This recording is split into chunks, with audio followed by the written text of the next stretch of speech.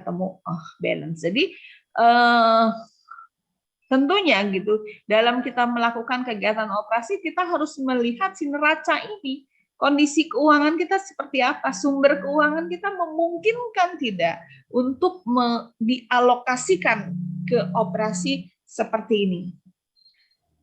Kalau memang tidak, ada jalan keluarnya, yaitu hutang. Ada hutang jangka pendek, ada hutang jangka panjang. Ya kan? Nah, semua itu untuk membiayai. Tapi nggak mungkin kita hutang karena hutangnya sudah banyak. Berarti mengalokasikan untuk operasinya akan kita tinjau ulang lagi apa-apa yang sudah kita rencanakan. Tadi yang saya katakan, kita akan menggunakan skala prioritas. Yang mana yang lebih didahulukan agar perusahaan ini tetap bisa running, tetap bisa berjalan, tidak mengalami hambatan. Demikian juga dengan masalah tenaga kerja, gitu ya. Bisa saja bahwa sebuah perusahaan membuat bahwa dia akan melakukan operasi atau produk, menghasilkan produk atau jasa sekian. Sekarang kita lihat lagi tenaga kerjanya, memungkinkan tidak untuk seperti ini. Nah, kalau dia tidak memungkinkan, apa jalan keluarnya? Gitu. Jalan keluarnya dia harus rekrut, harus seleksi, kemudian ditempatkan. Ingat, rekrut, seleksi itu semua tidak gratis. Semua ada biaya operasional yang harus dikeluarkan oleh organisasi. Nah, biaya operasional yang dikeluarkan ini otomatis akan mengurangi tingkat laba. Apalagi sekarang, kalau misalkan ini ya, dalam tanda kutip tadi pertanyaannya Eka Ardiansah, dia masih dalam krisis keuangan, untuk bagaimana dia akan melakukan rekrut. Ini juga jadi persoalan, makanya kita harus bisa menyeimbangkan, makanya kita membutuhkan pengetahuan tentang manajemen, khususnya nanti lebih khusus lagi tentang manajemen operasi, manajemen keuangan, manajemen pemasaran, manajemen SDM, manajemen strategik. Untuk apa? Ya itu semua sebenarnya untuk mengatur semua bisa berjalan sesuai dengan porsinya masing-masing, sesuai dengan kemampuannya masing-masing. Jadi ini bisa kita atasi kalau kita memang bisa memanage manajemen tersebut dengan baik. Itu ya tambahan saya untuk Muhammad Eka Ardiansah.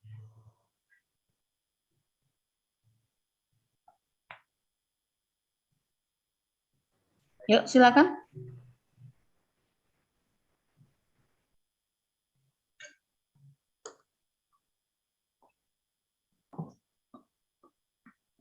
Oke, selanjutnya pertanyaan dari Aurelia Udela Gitayani.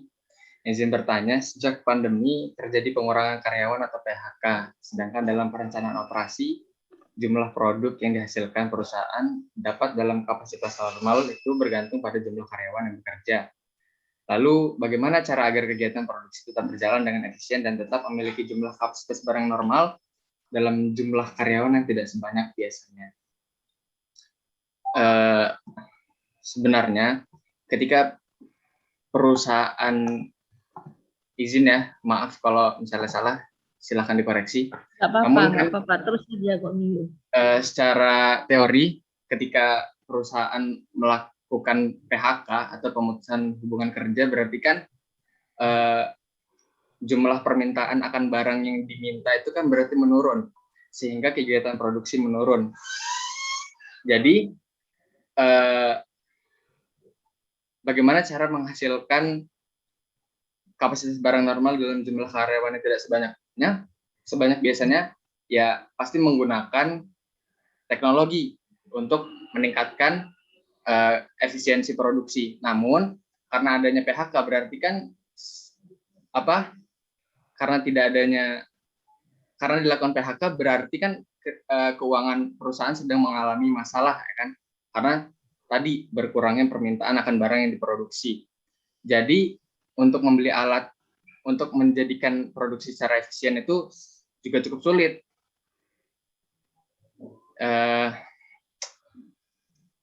Jadi, tadi saya ngeblank lagi. Sabar. Aduh, kok saya jadi Tarik ngeblank. napas. Tarik napas dalam-dalam. Siap.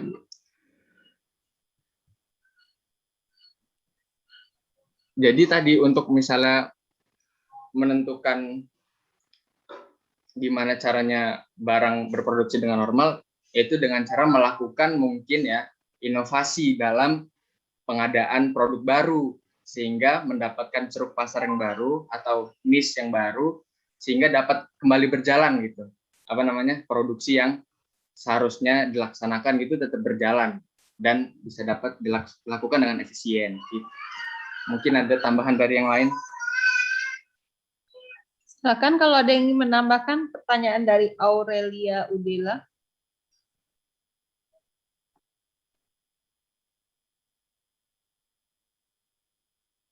Silakan, ada? Oke, ini kan pertanyaannya ini kan berkaitan dengan masalah pandemi ya. Bahwa dengan adanya pandemi ada sebagian perusahaan melakukan kegiatan pengurangan karyawan atau PHK. Nah, sementara katanya perencanaan operasi jumlah produk yang dihasilkan perusahaan dapat dalam kapasitas normal. Ini bergantung pada jumlah karyawan yang bekerja. Nah,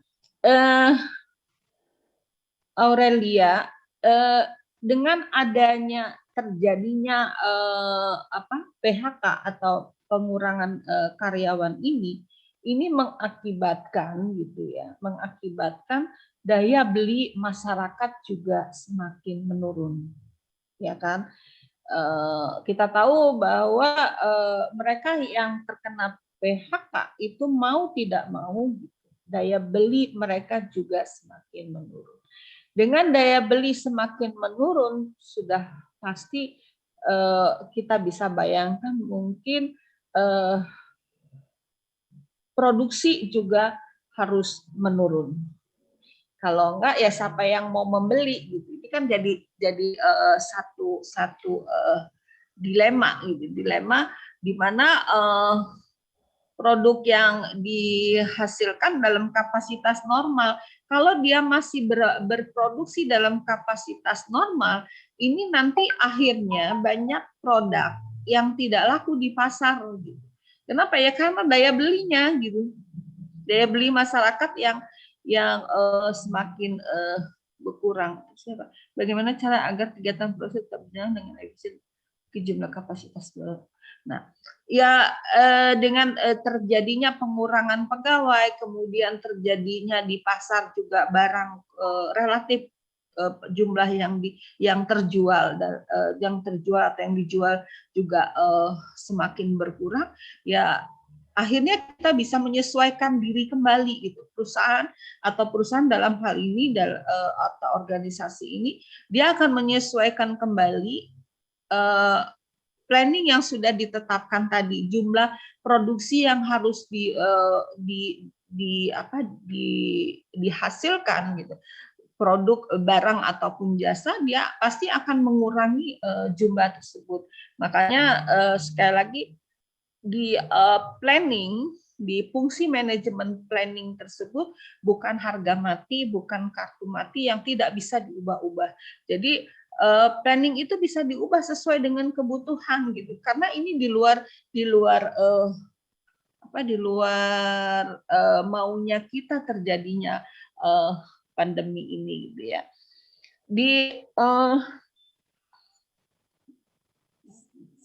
Saya lupa sebentar, saya lihat di penelitian saya di tahun ini, saya melihat bentar. Saya melihat adanya layoff. Layoff itu ada dua hal, yaitu pemberhentian sementara dan juga pemberhentian permanen. Dengan terjadinya PHK, saya melihat bagaimana dengan employee welfare, kesejahteraan karyawan, dan juga psychological distress. Ternyata hasilnya dengan terjadinya layoff tersebut, pemberhentian, baik itu pemberhentian sementara ataupun pemberhentian permanen, berpengaruh signifikan terhadap kesejahteraan karyawan, berpengaruh secara signifikan terhadap psychological distress. Nah, dengan demikian bisa kita katakan bahwa gitu ya, dalam dapat kita katakan berkaitan dengan pertanyaan Aureli tadi gitu, daya beli yang seperti saya katakan, daya beli masyarakat juga semakin menurun gitu. Makanya mereka di PHK karena perusahaan tidak memiliki kemampuan lagi untuk membayar upah mereka, gaji mereka. Penelitian saya memang di UMKM ya, jadi di lebih usaha kecil menengah yang saya lihat berkaitan dengan masalah SDM. Ternyata mereka banyak yang diberhentikan sementara, dirumahkan. Jadi yang dipekerjakan kalau misalkan ada 100 ya hanya 40 orang saja, yang 60 diberhentikan sementara. Nanti kalau memang sudah berjalan lagi ditarik, itu banyak sekali hal-hal yang seperti itu. Dan dari hasil penelitian yang saya penelitian cuma di Bandar Lampung karena keterbatasan jangkauan di saat pandemi nggak memungkinkan untuk seluruh Lampung. Hasilnya seperti itu. Hasilnya bahwa itu sangat mempengaruhi employee welfare-nya dan juga mempengaruhi psychological distress. Jadi ya sebenarnya itu terjadi gitu. Maka pernah saya katakan kan di kelas ini kalau nggak salah saya bilang ada beberapa mahasiswa PA saya yang melaporkan Bu belum bisa bayar UKT, bagaimana solusinya. Akhirnya saya konsultasi dengan Bu Adek 2, Bu Adek 2 bilang ya udah gini. Kemudian informasi itu saya sampaikan kembali, ya kenapa ya, karena memang situasinya seperti itu. Jadi menurut saya ini agak ada pertanyaan Aureli memang agak bertolak belakang gitu ya, terjadi PHK tapi produksinya masih tetap normal. Terus nanti ya kalau barang yang dikonsumsi kebutuhan sehari-hari mungkin masih tetap dia berproduksi, tapi kalau untuk barang-barang yang sifatnya sekunder apalagi yang tersier mungkin kita sendiri sudah mulai mengatur gitu, artinya yang memang tidak terlalu dibutuhkan untuk kehidupan sementara di stop dulu gitu, jadi lebih mementingkan. Jadi seperti itu. Jadi otomatis dengan terjadinya PHK pasti juga produksi atau perencanaan operasinya di sini akan meninjau ulang kegiatan-kegiatan operasionalnya supaya tidak mengganggu produk yang sudah dihasilkan tidak laku atau tidak terjual di pasaran. Itu ya, Aurelia. Baik Ibu, makasih penjelasannya. Goni, makasih juga penjelasannya. Yuk silakan yang lain. Ya, terima kasih buat Ibu Yuningsi telah menambahkan jawaban dari pertanyaan Aurelia. Ya, buat teman-teman ada yang bertanya lagi, silakan.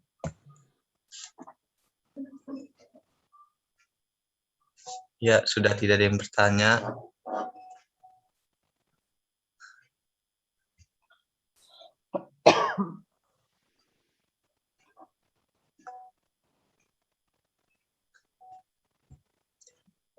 Saya kira cukup ya pertanyaan yang telah dilontarkan, sudah banyak.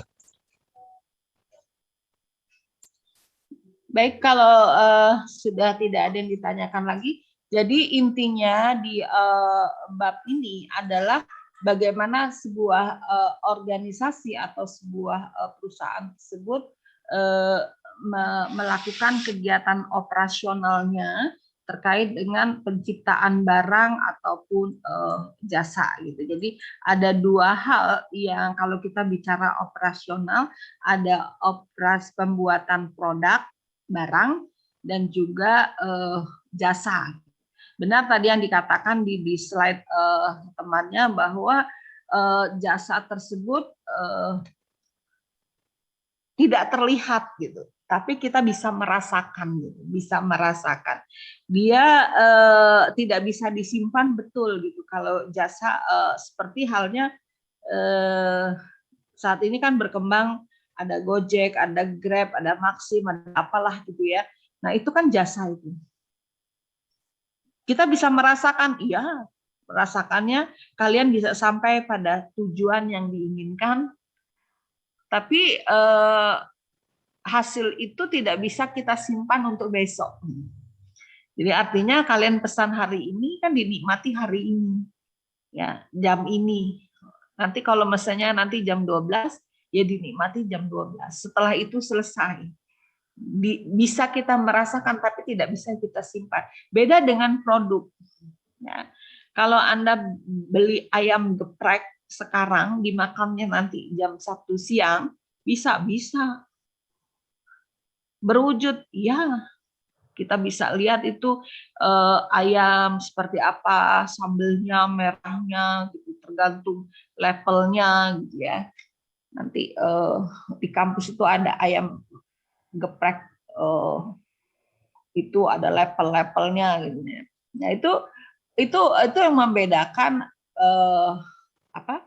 di dalam manajemen operasi itu ada yang berupa produk barang dan juga bisa berupa jasa. Nah, untuk jasa itu nanti ada pembahasan spesifik lagi. Kalau kalian yang mau konsentrasi ke pemasaran, nanti ada manajemen pemasaran jasa, khusus jasa.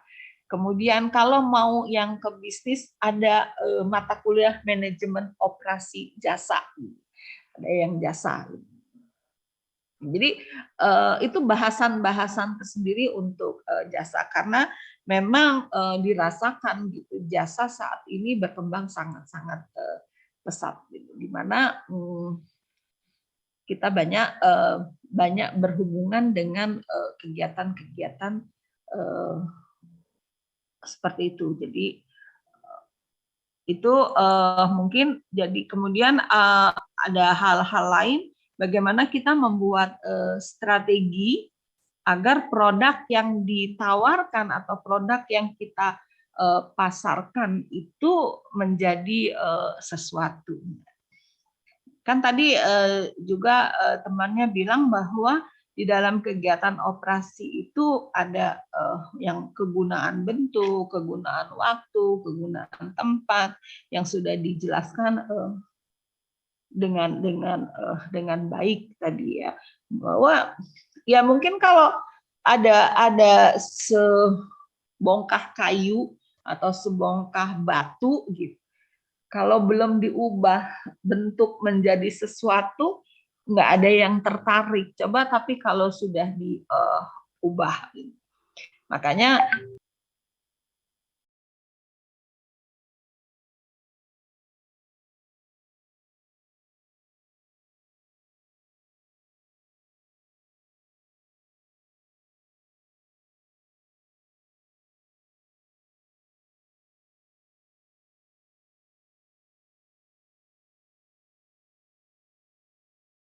gondok itu dimusuhi oleh petani pada umumnya gitu. Kenapa? Karena eceng gondok itu tumbuhnya itu cepat sekali dan dianggap sebagai gulma gitu ya, sebagai pengganggu dari kegiatan pertanian. Tetapi ada yang mengubah si eceng gondok itu dibuat sedemikian rupa, kemudian dibuat pernak-pernik kecil gitu menjadi souvenir cantik. Nah itu berubah bentuk dan nilainya akan menjadi jauh lebih tinggi gitu. Kalau kemarin eceng gondok itu mungkin cabut dibuang gitu, setelah dibuang tidak memiliki nilai, dilakukan satu proses dan akhirnya menjadi sesuatu, merubah bentuknya menjadi lebih baik lagi. Demikian juga kegunaan waktu dan kegunaan tempat. Kalau saat sekarang cerah ceria ini, siapa yang butuh payung gitu? Coba kalau hujan, sibuk cari payung gitu. Sampai-sampai ada yang menawarkan jasa payung gitu. Kalau kita lagi di pusat-pusat perbelanjaan, kita kehujanan untuk sampai ke parkiran, biasanya ada yang menawarkan jasa. Itu kan peluang bisnis juga sebenarnya, menawarkan jasa. Tapi si payung itu coba ditawarkan saat ini, Bu, ojek payung misalkan, nggak ada yang mau. Kenapa ya? Karena memang tidak ada manfaatnya. Tapi di saat hujan, kita berebut untuk menggunakan jasa payung tersebut. Karena kalau tidak, kita sampai ke kendaraan kita, sampai ke mobil kita akan basah dan sebagainya. Intinya seperti itu di dalam kegiatan operasi.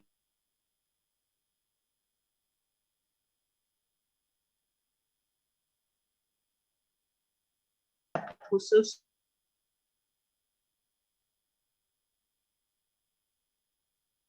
diri untuk jurusan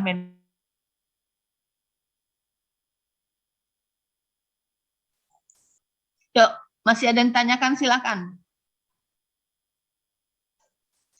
Oke, buat kawan-kawan, apakah ada yang ingin ditanyakan lagi? Kalau tidak ada yang ingin ditanyakan lagi, saya kira cukup. Baik, sepertinya tidak ada. Silakan lihat P-kelasnya. Kita lanjut ke P-kelas, dan untuk pertemuan di Zoom saya akhiri. Kalau tidak ada pertanyaan, bisa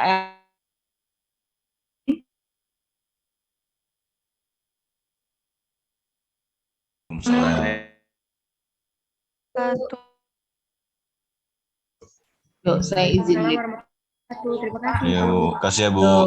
Sama izin live ya. Yuk.